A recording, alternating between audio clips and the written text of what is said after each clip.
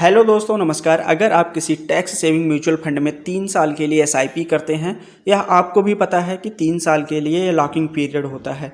लेकिन मैं बोलूँ यही पैसा आपको पूरा अगर एक साथ चाहिए तो आपको यह पैसा निकालने के लिए 6 साल का टाइम लगेगा। इस वीडियो में हम इसी बारे में जानेंगे। ज़्यादातर हम वीडियो स्टॉक मार्केट से रिलेटेड बनाते हैं, लेकिन इस वीडियो बनाने का पर्पज़ ये है दोस्तों कि हमारे एक सब्सक्राइबर हैं, उन्होंने बताया कि हम किसी टैक्स सेविंग म्यूचुअल फंड में 3 साल तक एसआईपी करते रहे और जब अभी 3 साल कंप्लीट हुआ तो हमने इस पैसे को निकालना चाहा एक साथ, तो अभी यह लॉकिंग पीरियड में ही शो कर रहा है। तो यह कैसे काम करता है इसके बारे में हम जानते हैं डिटेल से इसी वीडियो में। लेकिन आप लोगों से एक रिक्वेस्ट है दोस्तों, अगर आप हमारे चैनल पे पहली बार आए हैं, वीडियो पे पहली बार आए हैं, तो प्लीज़, जैसा कि आपको मालूम होगा कि म्यूचुअल फंड में अगर आप टैक्स सेविंग म्यूचुअल फंड लेते हैं तो यह 3 साल के लिए लॉकिंग पीरियड हो जाता है। जिनको नहीं पता है दोस्तों, उनको हम बता दें कि यह ऐसा होता है कि अगर आप किसी टैक्स सेविंग म्यूचुअल फंड में इन्वेस्ट करते हैं एसआईपी के जरिए 3 साल के लिए या लमसम भी करते हैं तो वह 3 साल के लिए आपका पैसा लॉक हो जाता है। ये तो आपको पता ही होगा कि अगर आप किसी म्यूचुअल फंड में एसआईपी के जरिए या लमसम इन्वेस्टमेंट कर सकते हैं। जैसे आपने किसी टैक्स सेविंग म्यूचुअल फंड में 1 जनवरी 2020 से एसआईपी चालू किया और आपका यह कंप्लीट होगा 1 जनवरी 2023 को।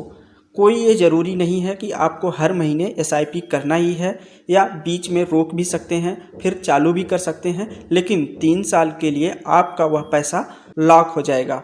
अगर आप चाहें तो 1 जनवरी 2023 के बाद अगर पूरा पैसा एक साथ निकालना चाहते हैं तो आप यह पैसा नहीं निकाल पाएंगे, क्योंकि आपको यह पता होना चाहिए कि जब आप कोई एसआईपी शुरू करते हैं या किसी महीने आप एसआईपी स्टार्ट करते हैं तो वह उस दिन का नया एसआईपी स्टार्ट होता है।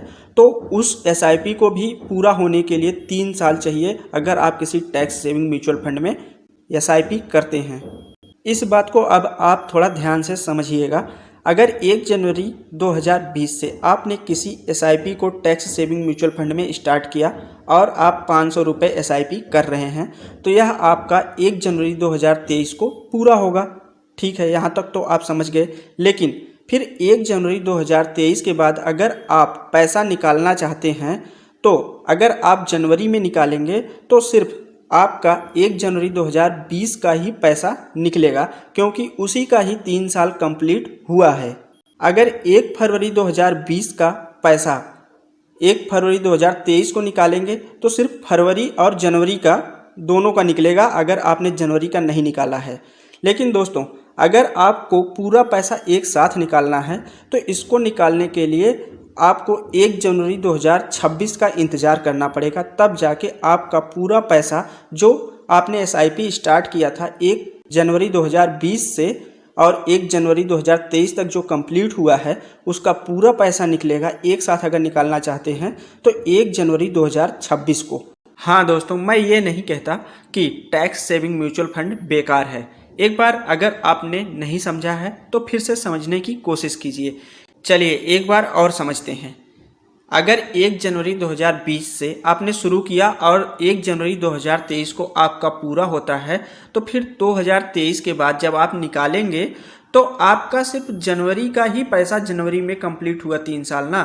फिर जब फरवरी का निकालेंगे 2023 में तो फरवरी का कंप्लीट होगा। तो इसी तरीके से अगर पूरा पैसा एक साथ निकालना है आपको तो 3 साल कंप्लीट होने चाहिए ना। तो 2023 को कंप्लीट होने का जो लास्ट आपने एसआईपी किया है इसका कंप्लीट होने के लिए 2026 जनवरी का इंतज़ार करना पड़ेगा, तब जाके आपका पूरा पैसा निकलेगा। अगर दोस्तों वीडियो इन्फॉर्मेटिव लगी हो तो प्लीज़ चैनल को सब्सक्राइब करिएगा, वीडियो को लाइक करिएगा दोस्तों। धन्यवाद।